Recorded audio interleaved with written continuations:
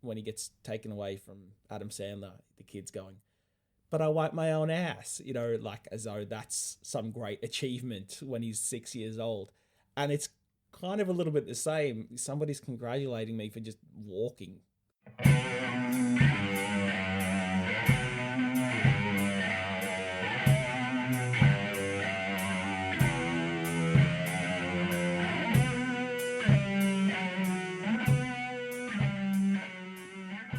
Hello and welcome to the Blindseyepodcast, the podcast discussing everything you did and didn't want to know about being blind.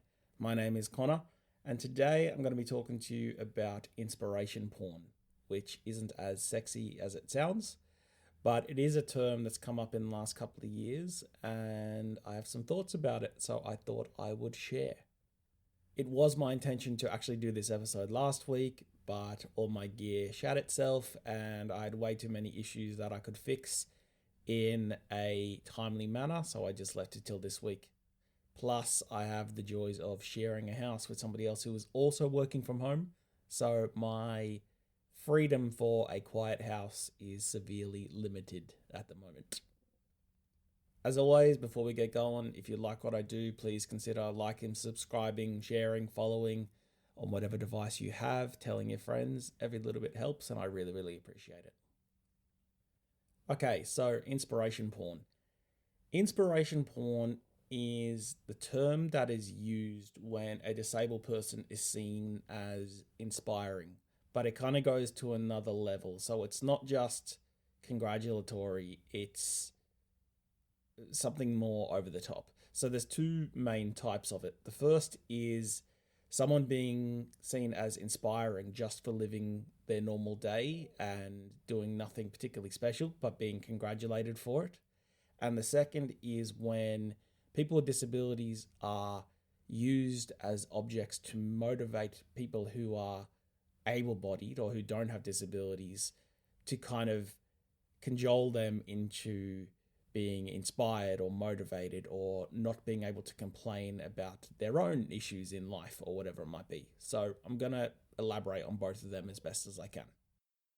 Okay, so the first with just everyday people, it's a situation where I often get people who come up to me and they congratulate me for being out and about, or they tell me that it's really great that I'm out and about and it's so inspiring. And literally all I might be doing is just walking or sitting down at a table. And I'm kind of getting a pat on the back for just being out of the house or something. And it's really strange because in my mind, I'm just living life. There's a guy beside me who's not blind and you're not patting him on the back for being out and about. So it's a strange experience to be congratulated. And I don't know if anyone ever has seen that movie Big Daddy, and there's the kid, and when he gets taken away from Adam Sandler, the kid's going, but I wipe my own ass, like as though that's some great achievement when he's 6 years old. And it's kind of a little bit the same. Somebody's congratulating me for just walking or going to work or crossing a road. And it's just odd. I can appreciate people might be interested in how I do it or whatever, but that's very different to telling me that I'm really inspirational to them because I just acted like a human being. So yeah, that's kind of the first easy explanation. The other version of it that I get is people approaching me with largely the same kind of spiel, but then they tell me that they have a son or daughter or somebody at home who they know, who they're going to go home and say that they met this lovely blind man who was crossing a road, and that means that they need to get off their ass and they have no problems, and it's also motivational. And again, it's just weird because I try and say, look, everyone has their own problems. Just because I'm blind doesn't mean I have it worse than other people. Like, there's plenty of people who are blind who have a harder time than me, and there's plenty of people in other parts of the world that have a harder time than people who are blind. So it's a odd thing to be used as some sort of measure or some ruler of suffering or motivation or something like that. And it's very hard to know how to respond to people like that. And what I try and do is just play it down and just say, look, I'm just going to work. Like, it's really nothing special. But some people don't want to hear that, and maybe in their minds they think they're being really nice and congratulatory to me and being really lovely by saying what they're saying, but they're congratulating me on something that's, in my mind, not an achievement. So it's like a participation award or something. It's like, wow, you're out and about. Well, there's 50 other people crossing this walkway, and you're not congratulating them either. So it's a tricky situation. There's another two examples of this as well in my own life that readily come to mind. So both of them involve nightclubs and when I first started going out when I was 18. So the first one was when I was out and I was sitting down in a nightclub. I think my mates were at the bar, and some girl comes up to me and asks me to dance. And as you do when you're that age and you don't get a lot of attention from ladies, you think, oh, this is pretty nice. A girl approaching me instead of a guy expecting to be approaching her. This is pretty nice. So anyway, I get up and think, well, what's this all about? So as we're dancing, I kind of started having a chat with her. And then it turns out she wasn't kind of interested in me or wanted to get to know me more. She just thought it was so great that somebody like me was out and about, and she felt sorry for me, so she wanted to give me a dance to brighten up my night, and because it's just so great that I'm there. And it was just a really horrible feeling because, one, I guess, rightly or wrongly, I kind of got my hopes up. But it was just like, you don't know whether to feel pity or gratitude or to feel like slimy. It's a very odd, condescending, patronizing kind of feeling, and it's quite hard to actually put into words because there's quite a few things going on there. The other situation was also in a nightclub, and this actually was with my friend, and he and I were crossing the dance floor. I think we were leaving, and some girl stepped in front of our way and put her hand on his chest and said in earshot of me, like I was right there, and said, I think it's so great that you're helping your friend. You're such a great guy, yada, yada, yada. And firstly, part of me kind of went, hey, if you're going to give anybody the gratitude, I'm the one who's out and about. But that kind of defeats my point of everything else I've been saying. But that's kind of what I thought at the time. Hey, if anyone should be getting the kudos, why aren't I getting the kudos from you? But, she just thought it was so great. Like, my mate was my carer. And I appreciate that with some of my friends, like, they do look out for me. And I really, really appreciate that. And so they might have a bit of a tougher night than otherwise they would have if they went out on their own or with a friend who didn't have vision problems. But again, it was just like, he's just being my friend. He's not doing a community service. At least I don't look at it that way, and I don't want to look at it that way. I'm trying to just be a normal human being. But again, it was just a really strange encounter, and I never know how to react because it just makes you feel crappy and insignificant or different. But at the same time, someone thinks they're congratulating you, so you're supposed to be grateful, even though what they're congratulating you for is nothing.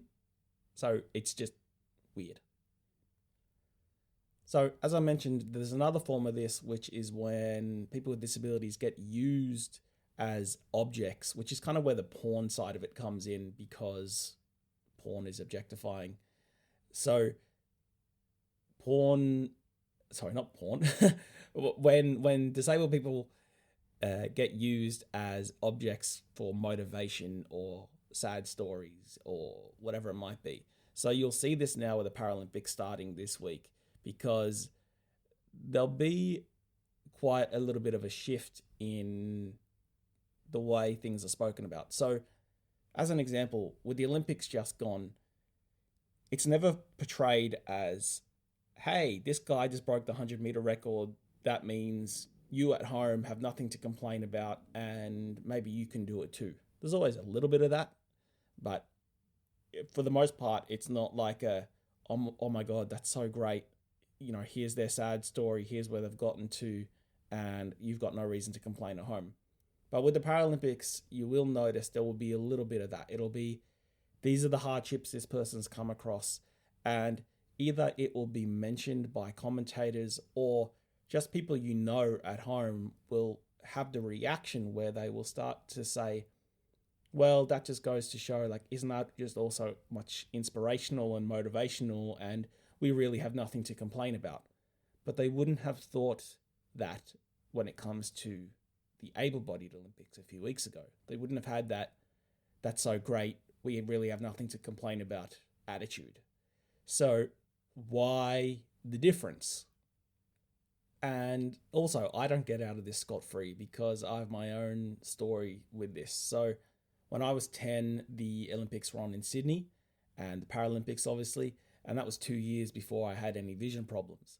So I remember going to the Paralympics on a day pass with either school or family, I can't quite rightly remember, but we went to see the wheelchair basketball, and I remember everybody around me was like, oh wow, these guys, they're so great, they're so brave, yada, yada, yada.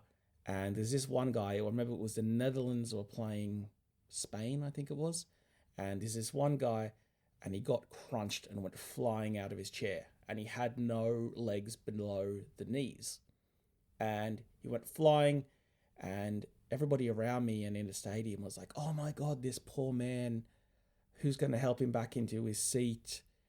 That's so terrible. That was the response. And then this guy got up, he got himself onto his stumps, he got himself back onto his chair, he found out where the guy was that just nailed him, and he nailed him back. And that was kind of the moment I realized, well, these guys aren't the wilting little fragile pieces of glass maybe we all have this opinion of them as being. And it wasn't really until I lost my sight and years later I thought, I was only 10, but at the time I thought, oh my God, this poor guy, like, that's so terrible. But in his mind, he was just an athlete competing against another athlete who nailed him, and he was going to nail him back, and he wouldn't be playing the sport if he couldn't deal with it. But it wasn't really thought of like that, and I didn't think of it like that. Again, I was only 10, but I just remember all these years later thinking, even then, there was a little bit of like holding those athletes to different rules or levels than able-bodied athletes. If an able-bodied athlete gets injured, yeah, there's always a little bit of the, oh, wow, that really sucks, like, I hope he's okay. But there's not really the, oh my God, that poor man, how on earth is he ever going to manage? That's really terrible. Like, not to the same degree anyway. So that's basically the two forms of inspiration porn. And it's difficult because a lot of this can be meant well, but good intentions, by definition, aren't exactly a get out of jail free card because, there's more going on there, and somebody nicely congratulating you on something or somebody nicely saying something to you with the best of intentions doesn't always marriage up with that's how it comes across or that's the way it should have been portrayed or said or whatever it might be. Not to sound like a snowflake or anything like that, but it is a real thing. It is a real thing. I also just want to mention that this is very different from people being interested or not knowing much about disabilities. I have family members or friends who don't necessarily know how I do certain things, and they might say, oh, wow, that's really awesome. But that's very different. That's not patronizing. That's very different from this. This is kind of on a whole other level, like, the way the X Factor talks about the next person who's about to come on stage. It's like that, but the person has a disability. So it's not just people who are generally curious or don't know something. I have friends go, oh, I never knew you did that. That's really cool. That's not something that I'm crapping on because I have that with other people. So please don't take it like that. But it's just when it goes to another level. It's like another order of magnitude again of over the topness. So I guess my hope for all this is that in the coming decades, as people with disabilities become a bit more integrated and people get a bit more informed about technologies and what can be done, that people like myself will just be another person who is living their life in the way they need to live it in order to accomplish what they need to accomplish. But, hopefully we might be seen as somebody with tattoos or someone who has blue hair. I mean, I can remember when I was a teenager, if somebody had blue hair, that was kind of wacky. Whereas now every other person has stretches and blue hair and tattoos. And at the time it was like, oh my God, this person really stands out. This is a novelty. Whereas now it's like, okay, so what? That's just them living their life. So I know there's a bit more to disability than that, but I guess that's where I'm hoping it'll eventually get to. Hey, that's just kind of living his life. That's cool. That's the way he needs to do it. If I'm curious, I'm curious, but he doesn't need to be congratulated for breathing air or anything like that. So anyway, that's inspiration porn. So I hope that was interesting. As always, you can get in touch with me by emailing blindseyepodcast@gmail.com. That's BLINDSEYE podcast@gmail.com. I'm on Facebook and Instagram if you search for Blindseye Podcast. I'm on Twitter @BlindseyePod. And if you want a place for it all, go to blindseyepodcast.com. And hopefully, God willing, if the stars align, I'll be actually able to get out a episode next week or the week after in a timely fashion if I get a little bit of silence in the house. So in the meantime, take care. Cheers.